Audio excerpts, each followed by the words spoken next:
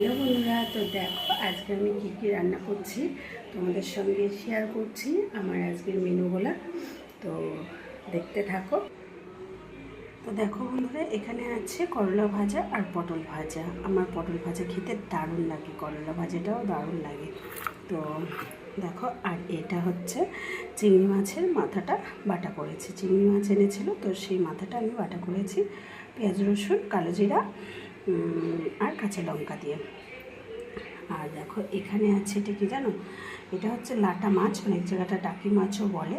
তো এটা হচ্ছে আমি লাটা মাছের একটু ঝাল করেছি, ওই তেলকুইয়ের মতো আর কি। কী বলবো, এটা লাটা লাটা তেল নাকি? আচ্ছা। তো দেখো একবার রান্নার কালারটা দেখো, দারুণ হয়েছে কিন্তু, তাই না? আমার তো দারুণ লাগছে, তোমাদের কেমন লাগছে একটু কমেন্ট করে জানিয়ে দিও।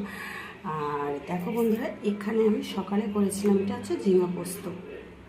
দেখো হালকা আছে সামান্য, সকালে ওরা খেয়েছে ছেলে মেয়ে, তোমাদের দাদা দিয়ে। আর আর একটা মেনু আছে।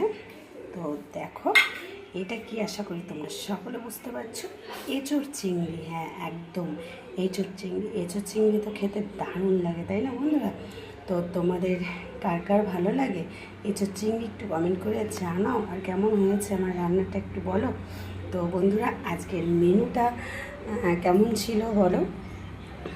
এটা কিন্তু আমার ছুটির মেনু। হ্যাঁ, তো ছুটির দিন, কর্তামশাই বাড়িতে আছে, যার জন্য তো কত রকমের আইটেম, 1 2 3 4 5 6 6 রকমের। আর একটু হলে ভালো হতো, তাই না? ছুটির দিন যেহেতু। তো বন্ধুরা, তোমরা কমেন্ট করে, আর সাদা ভাত তো আছে, তো তোমরা কমেন্ট করে একটু জানিয়ে দিও যে আমার মেনুগুলো ঠিক কেমন হলো। টাটা।